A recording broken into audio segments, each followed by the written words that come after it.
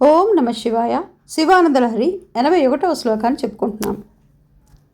కంచిత్ కాల ముమామహేశ భవతః పాదార విందార్చనైః కంచిత్ ధ్యాన సమాధిభిశ్చ నతిభిః కంచిత్ కథా కర్ణనైః సంచిత్ కంచి దవేక్షణైశ్చ నృతిభిః కంచిత్ దశా మీదృశీం యః ప్రాప్నోతి ముదా త్వదర్పిత తమనా జీవన్ ముక్తః ఖలు.